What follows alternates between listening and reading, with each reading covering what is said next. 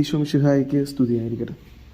ഇന്ന് നമ്മൾ ധ്യാനിക്കുന്നത് വിശുദ്ധ മർക്കോസിൻ്റെ വിശുദ്ധ സുവിശേഷം 10-ാം അധ്യായം 1 മുതൽ 12 വരെയുള്ള വാക്യങ്ങളാണ്.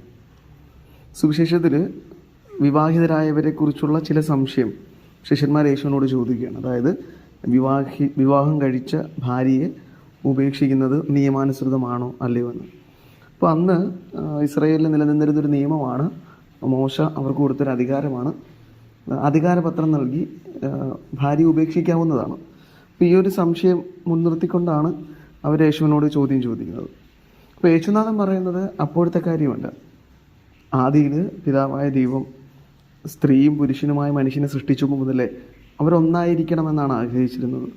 അപ്പോൾ ആ ആഗ്രഹത്തെ മുൻനിർത്തി നോക്കുമ്പോൾ ഇപ്പോൾ ഉണ്ടായ നിയമം നിങ്ങളുടെ ഹൃദയകാഠിന്യ നിമിത്തം ഉണ്ടായതാണ് എന്ന് യേശുനാഥൻ പറയുകയാണ്. അതുകൊണ്ട് ദൈവം യോജിപ്പിച്ച ബന്ധങ്ങളെല്ലാം എന്നും ഒരുപോലെ തന്നെയാണ് ഇരിക്കേണ്ടത്. അതായത് നിങ്ങളുടെ ഹൃദയകാഠിന്യ നിമിത്തം ആ ബന്ധങ്ങളെ മുറിക്കരുത് എന്ന് യേശുനാഥൻ ചേർത്ത് വെക്കുകയാണ്.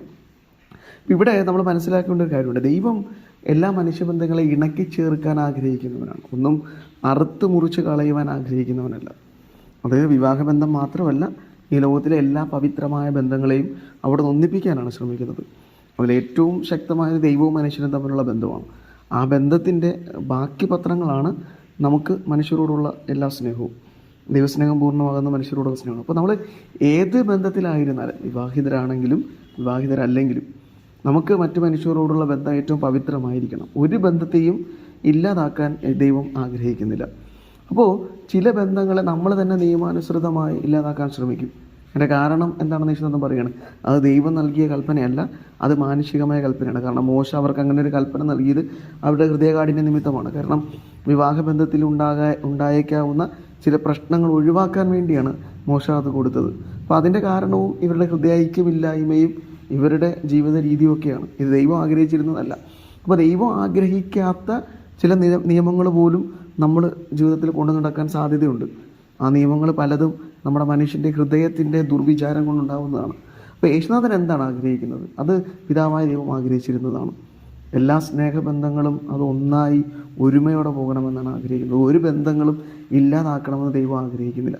അപ്പോൾ ദൈവം ആഗ്രഹിക്കുന്ന രീതിയിൽ ജീവിക്കാൻ കഴിയണമെങ്കിൽ ഹൃദയത്തിന് വിശാലത ഉണ്ടാവണം. ഈ ഹൃദയം കഠിനമാക്കരുത്. നമ്മുടെ എല്ലാവരുടെയും ഹൃദയവും വളരെ സരളമായിട്ടാണ് ദൈവം സൃഷ്ടിച്ചിരിക്കുന്നത്. സ്നേഹിക്കാൻ തക്കവണ്ണം പാകപ്പെടുത്തിയ ഒരു ഹൃദയം. അപ്പോൾ ആ ഹൃദയത്തെ നമ്മൾ കഠിനമാക്കാതിരിക്കണം. അതിനുവേണ്ടി യേശുവിനോട് പ്രാർത്ഥിക്കേണ്ടത്. നമ്മുടെ സ്നേഹബന്ധങ്ങളൊക്കെ ഉലയപ്പെടാതിരിക്കണമെങ്കിൽ നമ്മുടെ ഹൃദയം എപ്പോഴും സരളമായിരിക്കണം, സ്നേഹം കൊണ്ട് നിറഞ്ഞതായിരിക്കണം.